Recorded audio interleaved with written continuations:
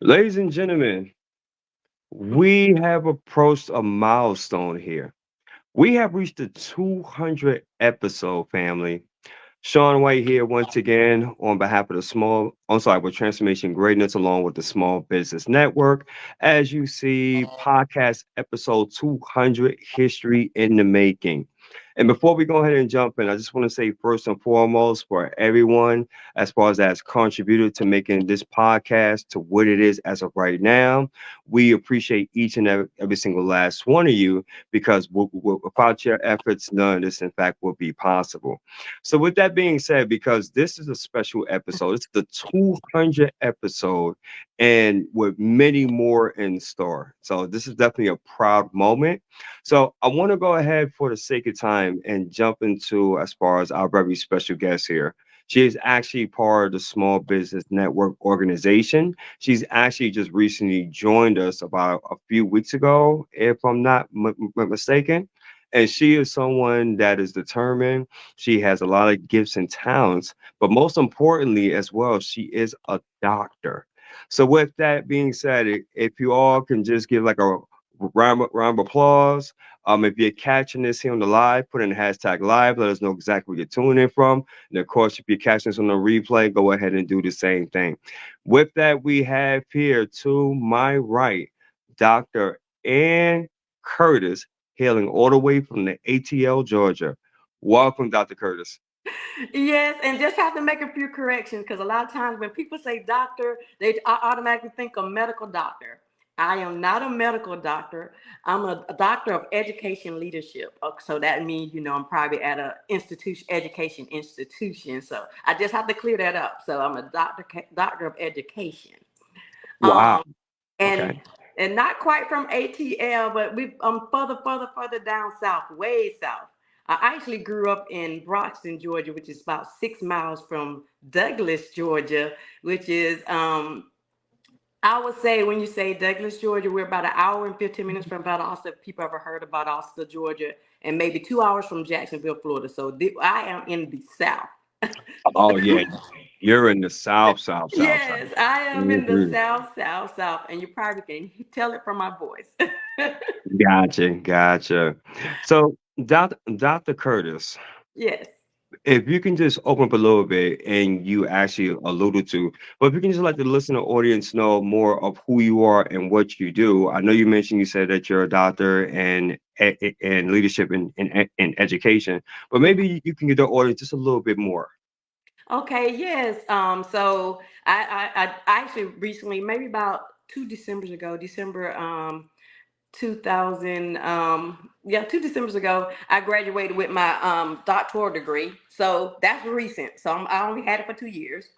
And I work at a college as a financial aid administrator. I've been doing that for about 16 years. Um, so that of course it's a service job. We help students with figuring out how they can go and pay for college. And I kind of Mhm. love what I do because you have a lot of people come in, especially students and especially first time parents that have not been to college and trying to figure out, yes, my child wants to go, but how are we going to pay for these types of things? And that's what we do in my office, along with the other stuff that we have to follow by the federal and state regulations. But our end goal is to make sure we can make sure college is affordable and people can attend and to realize their dreams. I'm very curious, Dr. Curtis, because that is amazing. What inspired you to actually get into that line of work, right? Because that is something that is not easy. I know as far as with the quote unquote powers that be, right? In terms of Right. funding, in terms of a lot of red tape, I guess, if you will, it can be immensely and emotionally taxing. But what inspires you to really say, you know what? This is the field that I want to get into because I believe as far as I can make a difference. What prompted you today? I don't think it was prompted, and I don't think I was inspired to go through it. It kind of Okay. fell on me, What do you which is mean? not. It fell on me because when I when I when you're a child and you're growing up, I always thought I was going to be a lawyer. Went to school, then got into business. Okay, found out that wasn't for me, and then start going to the business area. I came home after I graduated, decided to go straight through and get my master's. So I got a master's in business, and then was trying to find different stuff to do. And I ended up being a counselor at a local prison, and then end up actually transitioning to their education department. And then a job came open at the college, and I was like, you know what? That'll, get me outside these walls, which there's nothing wrong, because I like what I did in there. That's still a service, because I was helping people you know inmates get back into society and Correct. being function. But that kind of just fell in my lap, and so far since I got that job, I've been enjoying it and kind of just working my way up. I actually started as a financial aid counselor, then went to a coordinator, and now I'm an administrator. So I kind of just worked my way up the deal. And while doing that, I decided to go get my doctorate, because I said one day, who knows, I may be president of a college. Absolutely. Absolutely. So with Dr. Curtis, so with your position, what would you say is some of like the joys and what's that you love about it? Like some of the nuances, and what would you say is some of the challenges that people may not know about in that particular field? I think the joys is just seeing students realize that they can afford it, and then they're coming in and thanking you and saying, if you was, if and especially during graduation, if it wasn't for your office and what you guys do, I never could have got through this. Not trying to figure out how I'm going to pay for it. So Right. that's the joy, and just seeing the students be able to realize their dreams and see that they can, and show them how to get the funding to realize their dreams. I think the toughest part of it is the ever changing. And I don't say that tough because it do keeps you on your toes. Because Okay. I think that's a good part and a tough part. But the ever changing of the rules and regulations and the different things that we have to go through to get things set up. Even like this year, um, we're gearing up for the 24-25 AU, which starts this fall, but we're still waiting to get those things done, because the federal government decided to make some changes on how they were going to do the FAFSA this year. And so that kind of slowed down our pace. And so that makes us have to learn new things and try to rush and be prepared to get the students in, so that they can get in and be successful and not have to worry about their monetary needs. So the toughest part is just the ever-changing policies and regulations through the federal government as well as the state government. And that Right. that that depends on what state you're in, because there's your state of Georgia, then your state of Florida, wherever state you're in, your state legislature too. So if a person wanted to, okay, so let me ask you this. So if you had a student in your office Mhm. and they wanted to, let's say for instance, go for like for their associates or their bachelors, but financially, obviously they can't pay for it outright. What are some of the things in which you guys offer? Well, the first thing too, because a lot that we get that all the time. It's like a lot of first things to do the FAFSA, because Mhm. the FAFSA, you're going to be putting in all kinds of information onto that form that deals with your income, your taxes, and whatever. And then once it gets you submit it, the government goes through this algorithm. They determine what your EFC number is, which is expected family contribution. Now they're changing it with the new thing to a SAI, Okay. student aid index. But they determine what you're eligible for. From there. You may be eligible for the Pell Grant, which is free money that you don't have to pay back. And then our institution give out the SCOG grant. And then, of course, we have to offer you loans. So it just depends on where you fall in that. But the institutions also, any institution, they also have their own foundation scholarship that they offer the students. So we tell the Hmm. students, go apply for foundation scholarship.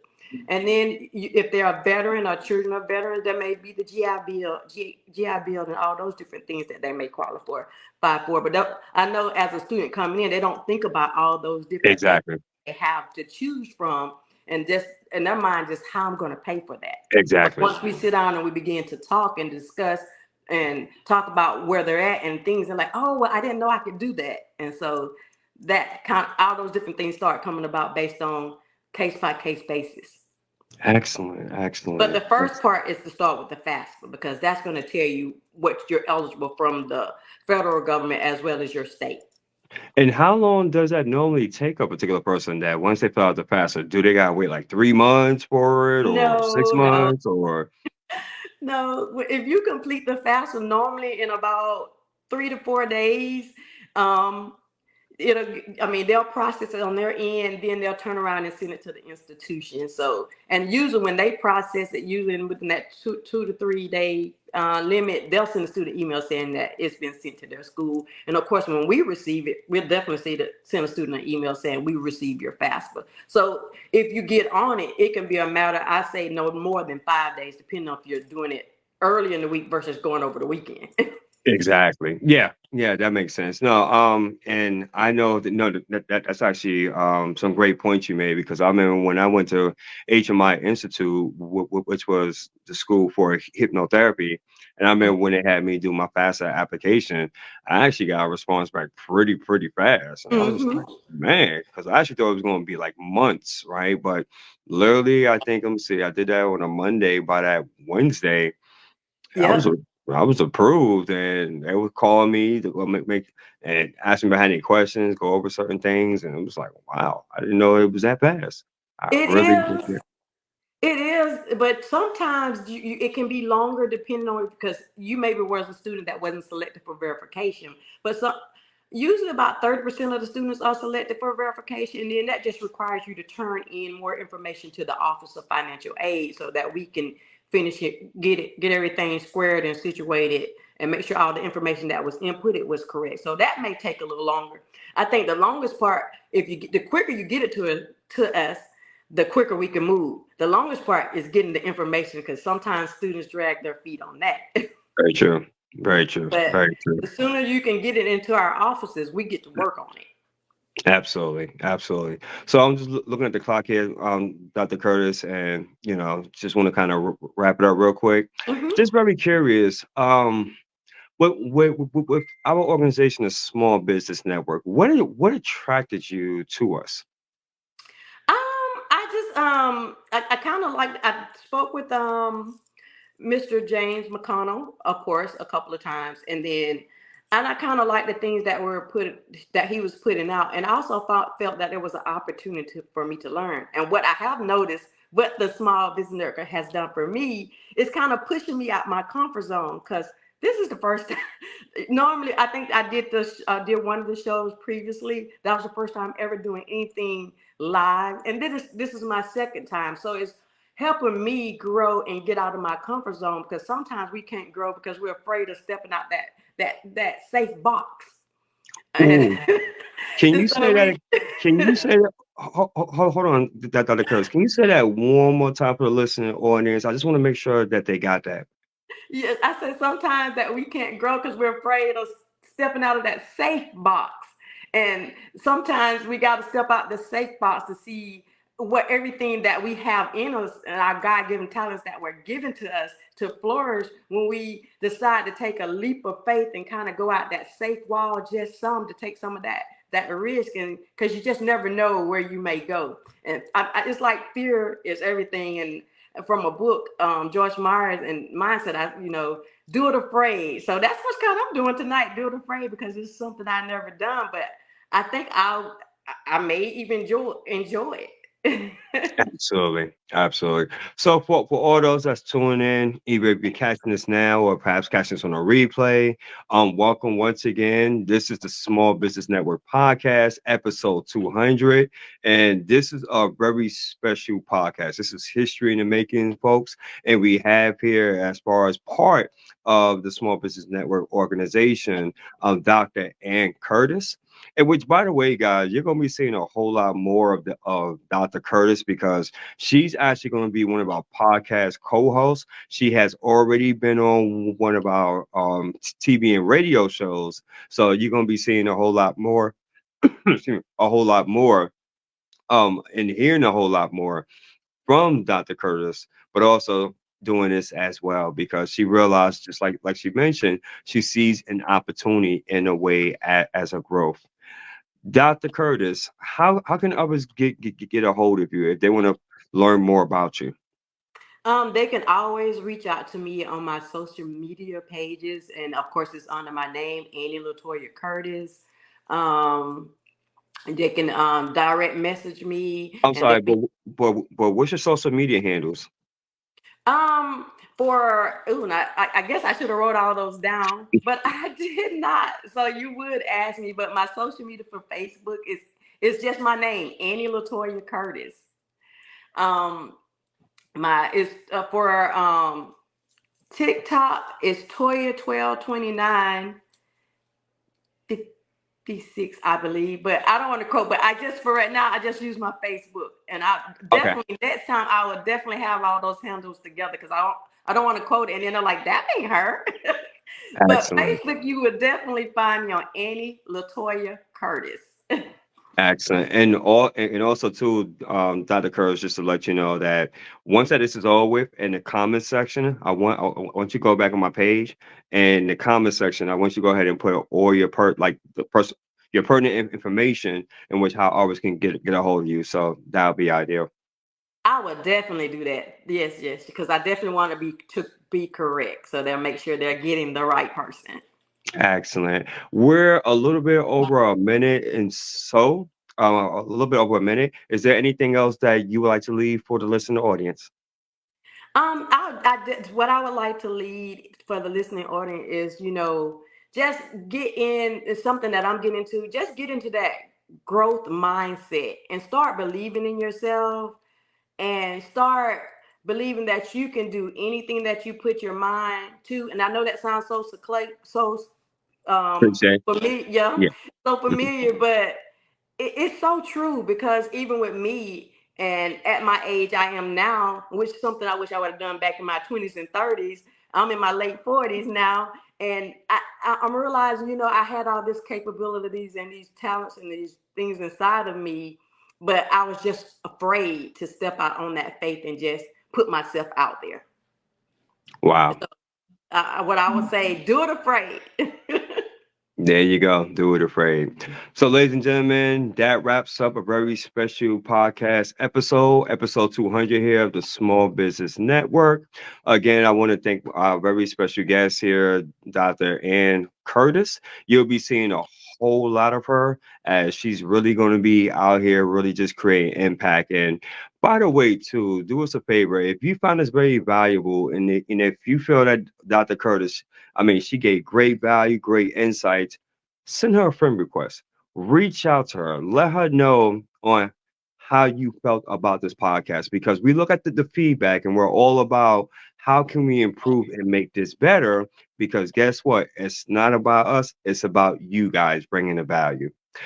Also, in addition, as well, for anybody that's watching this and they love as far as on what we're doing, and you will love as far as to be a podcast host because of the fact you say, "Hey, listen, I got a story, I got a message, I got something I want to share." By all means, please feel free to get in contact with myself or with Dr. Curtis. Or if you're saying, "Well, you know what, that's great, but I want to do something way bigger than that, right?" And I can see myself literally doing this on a weekly basis, like radio and TV, and perhaps even having my own channel built. We do have radio and TV opportunities for all you folks. So if that's something that interests you, by all means, please feel free to reach out to us. Until then, this concludes episode 200. We're going to end this segment like we do all of our others here. And if what we stated either motivated, transformed, or inspired at least one person, then may God be the glory. We take no credit for absolutely none of it. Until then, you're all amazing. We appreciate your time. Enjoy the rest of your evening. Peace and love, family. Thank you. Thank you.